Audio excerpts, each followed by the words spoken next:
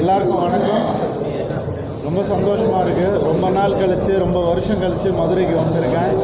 மதுரை மண்ணை தொட்ட உடனே ஒரு புத்துணர்ச்சியும் ஒரு சந்தோஷமும் ஒரு தைரியமும் வருது. அதுக்கு நிறைய காரணங்கள் இருக்குது. உங்களுக்கே தெரியும், நானும் மதுரைக்காரன். அப்பா திருமங்கலம். ஒரு 12 வயசு வரைக்கும் இங்கே இருந்தார். அதுக்கப்புறம் தான் சென்னைக்கு வந்தார். நாங்கள் எங்களுடைய உறவுகள் இன்னும் இங்கே இருக்காங்க. ஹாலிடேஸ் அப்போ வந்து பார்த்துட்டு போவோம். ஸோ இது ஒரு மலரும் நினைவுகள் மாதிரி தான் எனக்கு இருக்குது. ரொம்ப சந்தோஷம். எங்களுடைய பழைய ஃப்ரெண்ட்ஸ் எல்லாம் இங்கே வந்து பார்க்குறது ரொம்ப சந்தோஷம். அதை தாண்டி என்னோடய ஃபேன்ஸ் ரொம்ப அன்பாக கூப்பிட்டாங்க. எங்கள் கூட உட்காந்து பாருங்கள் நான் மதுரையில் அப்படின்னு ரொம்ப அழகாக வரவேற்றாங்க. ரொம்ப சந்தோஷமாக இருக்குது. இதெல்லாம் தாண்டி நம்மளுடைய படம் அது மதுரையில் ஃபேன்ஸோட பார்க்குற ஒரு சந்தோஷம் எனக்கு மேலோங்கி இருக்குது. தவசி அண்ணன் இருக்காங்க. அவர் குழந்தையிலேருந்து என் கூடயே இருக்கார். நான் குழந்தையாக இருக்கும் போதுலேருந்து, சினிமாவில் குழந்தையாக இருக்கும் போதுலேருந்து இருக்கார். ரொம்ப சந்தோஷம். என்னுடைய ஃபேன்ஸும் அப்படி தான் எப்போவுமே என் கூடயே இருக்காங்க. அவங்களுடைய கட்டளையில் தான் நான் இங்கே வந்தேன். என்னை ரொம்ப சந்தோஷப்படுத்திட்டாங்க. எனக்கு பர்டிகுலராக சினிப்பிரியாவில் நான் தான் சொல்லிட்டு இருந்தேன், தேட்டரும் ரொம்ப அழகாக மெயின்டைன் பண்ணியிருக்கீங்க சார். சவுண்ட் சிஸ்டமும் ரொம்ப நல்லாயிருக்கு. அதே மாதிரி விஷுவல் குவாலிட்டியும் எக்ஸ்ட்ராடனரியாக இருக்குது. ஸோ ஓவராலாக எனக்கு ஒரு அருமையான ஒரு எக்ஸ்பீரியன்ஸாக இருந்துச்சு. ஃபேன்ஸும் சரி, ஒரு விஷுவல் எக்ஸ்பீரியன்ஸும் சரி.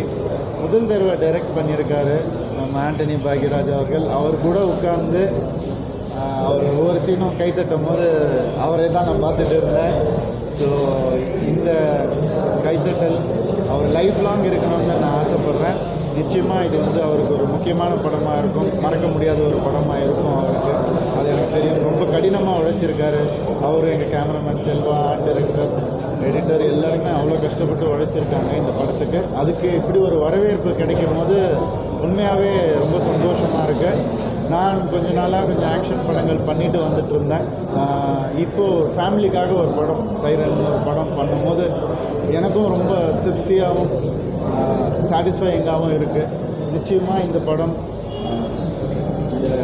குழந்தைங்களுக்கு, லேடிஸ்க்கு எல்லாருக்குமே பிடிக்கும்னு நான் நம்புகிறேன்.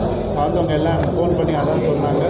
ரொம்ப கிரிப்பிங்காக இருக்குது, ரொம்ப நீட்டாக இருக்குது, மேக்கிங் நல்லா இருக்குது. இந்த மாதிரி பாசிட்டிவ் வேர்ட்ஸ் வரும்போது மனசுக்கு ரொம்ப சந்தோஷமாக இருக்குது.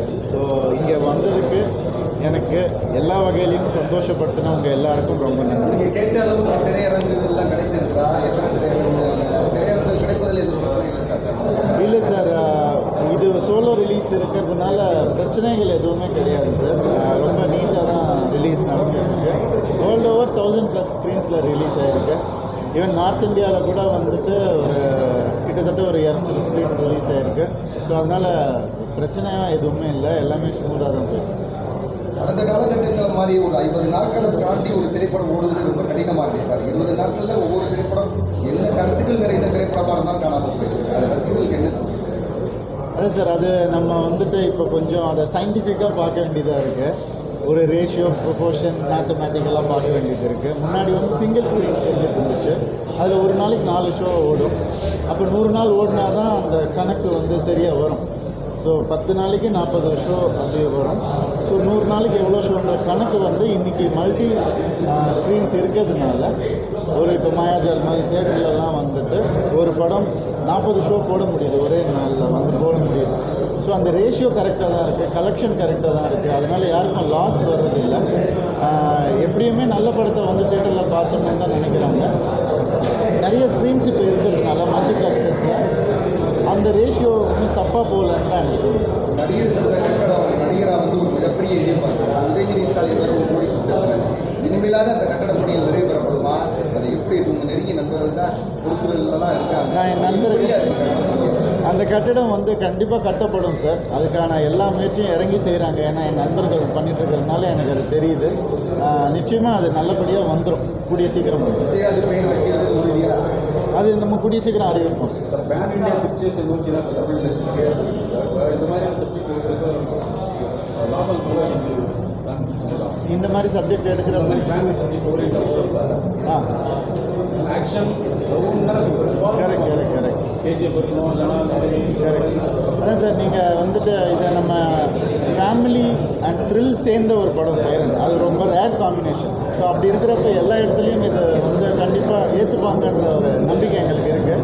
மற்ற ஸ்டேட்ஸ்லேருந்தும் சரி ஃபோன்ஸ் வரும்போது அது ஒரு கிரிப்பிங்கான ஒரு படமாக தான் அதை பார்க்குறாங்க. அதில் ஒரு நல்ல ஃபேமிலி எமோஷன் கோராக இருக்குது. ஸோ அது நல்லா ப்ரெசன்டபுளாக இருக்கிறதுனால கண்டிப்பாக ஆல் ஓவர் இந்தியா இந்த படம் வந்து நல்ல நல்ல பேர் பொதுவாக அந்த நடிகர்களோட அரசியல் வாழ்வை எப்படி பார்த்தீங்க? விஜய் விட்டுருங்க, பொதுவாக நடிகர்கள் எல்லாருமே வராங்க. அது நீங்களும் வர மாதிரி விருப்பம் இருக்கா? நீங்கள் எது வச்சு ஆரம்பிச்சிருக்கீங்க? நமக்கு அந்த எண்ணம் இல்லை சார். நான் வந்து அண்ணனுக்கு ஆதரவு கொடுப்பீங்களா? எங்கள் அண்ணனுக்கு ஆதரவு கொடுப்பீங்க? எங்கள் அண்ணன் அதாவது திரையுலக அண்ணனுக்கு ஆதரவு கொடுப்பீங்க? எப்படி அப்படி திரும்பியாச்சு. இந்த கேள்வியை கேட்டே ஆகணும்ல. நான் ஒன்று சொல்கிறேன் சொல்லுங்க. ஒரு சொல்லுங்க ஆன்சர். விஜய் அண்ணனோட இடத்த யார் ரீப்ளேஸ் பண்ண முடியுங்க? அவர் இடத்த யாருமே ரீப்ளேஸ் பண்ண முடியும். அண்ணனுக்கு ஆதரவு கொடுப்பீங்களா? அது நம்ம ஆன்சர் பண்ணல. அவர் ரீப்ளேஸ் பண்ணுறீங்களா? அண்ணனுக்கு நீங்கள் ஆதரவு கொடுப்பீங்களா? என்னுடைய வட்டம் இவ்வளோ தான், சினிமா வட்டம் தான். அதுக்கான அண்ணன் கூப்பிட்டாருனா, அண்ணன் அழைப்பு கொடுத்தாருனா, அண்ணன் வீட்டுக்கு கூப்பிட்டாருனா போயிட்டு வரலாம்.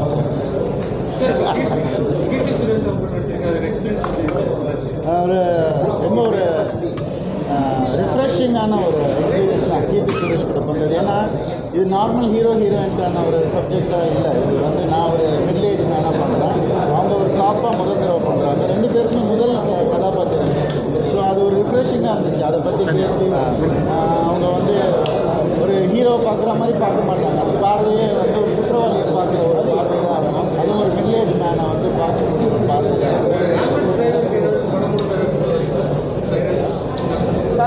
ஆம்புலன்ஸ் டிரைவர்ஸ்க்கு மட்டும் இல்லை சார், இந்த படம் மூலமாக நிறைய நல்ல விஷயங்கள் சொல்லப்பட்டிருக்கு.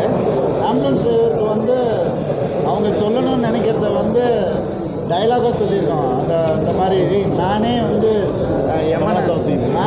யமனை துரத்தி போயிட்டுருக்கேன், என் பின்னாடி ஏன்பா துரத்தி வந்துட்டுருக்கீங்கன்றது தான். அந்த மாதிரி சில அவங்க சொல்லணும்னு நினைக்கிற டைலாக்ஸ் எல்லாம் ஆம்புலன்ஸ் டிரைவர் சொல்லணும்னு நினைக்கிற டைலாக்லாம் சொல்லியிருக்கோம். ஒரு டேரக்டர் அந்த படம் எந்த அளவுக்கு மனசில் இடம் பிடிச்சிருக்கு? அடுத்த படைப்பு ஜெய ரவி வச்சு எல்லாருக்கும் வணக்கம். ஃபர்ஸ்ட் ஆஃப் ஆல் என்னோடய ஃபஸ்ட்டு படம், ஃபஸ்ட் டைம் மதுரையில் படம் பார்க்குறேன். இதான் நான் முறையாக இப்போ தான் மதுரைக்கு வந்து படம்னு ஒன்று பார்க்குறேன்.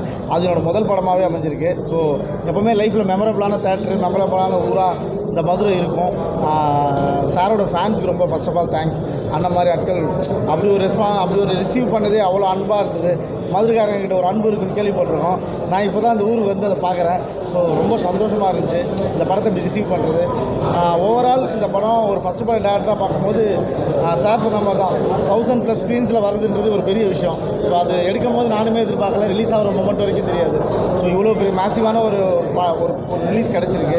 ஸோ அதுக்கே ஃபஸ்ட்டு டேரக்டராக எனக்கு பெரிய பிளெஸிங் நான் ஃபீல் பண்ணுறேன். ஸோ ஓவரால் மக்கள் நாங்கள் எதிர்பார்த்த மாதிரி நல்லா ரிசீவ் பண்ணியிருக்காங்க. இது வரைக்கும் அந்த எல்லா கமெண்ட்ஸுமே நாங்கள் எதிர்பார்த்ததை விட ஒரு ஸ்டெப் அகேடாக போய் தான் அவங்க ஒரு பாயிண்ட்ஸையும் பார்த்து நோட் பண்ணி விஷ் பண்ணுறாங்க. ஸோ ரொம்ப சந்தோஷம். புதுமுக டேரக்டருக்கு வந்து வாய்ப்புகள் கொடுக்குறது உங்களுடைய பார்வையில் எப்படி இருக்குது? இப்போ நீங்கள் அன்னை காலத்தில் எல்லாம் பெரிய டேரக்டர் ஒர்க் பண்ணியிருப்பீங்க. இந்த மாதிரி யங்ஸ்டர்ஸுக்கு நீங்கள் வாய்ப்பு கொடுக்கறதுனால என்ன மாதிரி கதைகள் வருது? நீங்கள் நிறைய கதை கேட்டிருப்பீங்க.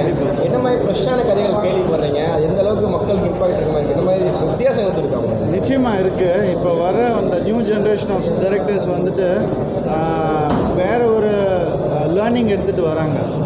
ஏன்னா இப்போ வந்து நம்ம வந்து ஒரு படத்தை வந்து கற்றுக்கணுன்னா அதுக்கு ஒரு அசிஸ்டன்ட் டைரக்டர் ஒர்க் பண்ணணும், எடிட்டிங் ரூமில் போய் ஒர்க் பண்ணணும், இவ்வளோ இருக்குது.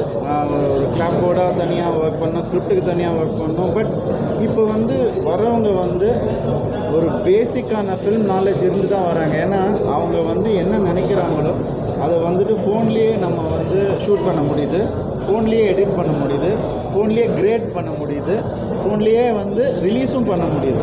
ஏன்னா மீடியமில் ரிலீஸ் பண்ண முடியுது. ஸோ ஒரு மீடியம் வந்து ஈஸியாக கற்றுக்கக்கூடிய ஆப்பர்ச்சுனிட்டி வந்து நமக்கு கையிலேயே இருக்குது.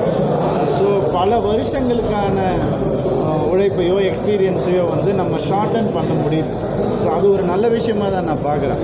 அது வேறு மாதிரியான ஒரு எக்ஸ்பீரியன்ஸ், அதுக்கு நிகரே கிடையாது. பட் இது வேறு எக்ஸ்பீரியன்ஸ், இதுலேருந்து ஒன்று வருது இல்லையா, அது ரிஃப்ரெஷிங்காக இருக்குது. இப்போ கோமாளி பட்டப்போ பிரதீப் ரங்கநாதன் வந்து ஒரு சின்ன சீன்ஸ் எடுத்து உங்களை இம்ப்ரெஸ் பண்ணாருன்ற மாதிரி நீங்கள் ஸோ இவர் இம்ப்ரெஸ் பண்ணதுக்கான காரணம் என்னவா இருக்குது? முதல்ல இவர் இம்ப்ரெஸ் பண்ணது வந்து இவர் லாயலால் விஸ்காம் படிச்சிருக்காரு, அதுலேயே இம்ப்ரெஸ் ஆகிட்டேன். ஏன்னா நானும் ஜூனியர் சார் நானும் லாயலால் விஸ்காம் பண்ணேன். ஏன்னா எனக்கு தெரியும் அந்த ட்ரில் எப்படி இருக்கும்னு எனக்கு தெரியும், அது உள்ளே போட்டு எப்படி வாட்டி வதக்கி எடுத்து வெளியே அனுப்புவாங்கன்னு எனக்கு நல்லாவே தெரியும். ஸோ அதை ஒரு எக்ஸ்பீரியன்ஸ் பண்ணியிருக்காருன்னு சொன்னோடனே பேசிக் ஆஃப் ஃபில்ம் என்னன்றது ஈஸியாக தெரியும். ப்ளஸ் ஒரு ரைட்டராக நிறைய நல்ல படங்களுக்கு வந்து ஒரு ரைட்டராக இருந்திருக்கிறதுனால அது வந்து ஒரு சினிமாவில் வந்து ஒரு ஆல்ரெடி ஒரு எக்ஸ்பீரியன்ஸ்டான ஒரு ஆள் மாதிரி தான் அவர். டைரக்ஷனுக்கு தான் அவர் புதுசு, சினிமாவுக்கு புதுசு இல்லை. ஸோ அந்த வகையில் என்னை இம்ப்ரெஸ் பண்ணுறாரு. உங்களுடைய டைரக்ஷனில் அடுத்த படங்கள் எதிர்பார்க்கலாம்? என்னுடைய டைரக்ஷன் தனியொரு வேலைகள் நடந்துகிட்டே இருக்குது. கொஞ்ச நாள் முன்னாடி கூட நானும் அண்ணனும் உட்காந்து டிஸ்கஷன்ஸ் போயிட்டு இருந்துச்சு. ஏஜிஎஸ் வந்துட்டு ரெடி ஆகிட்டு இருக்காங்க, அவங்க வந்து ஓகே சொன்னோன்னு ஆரம்பிச்சு.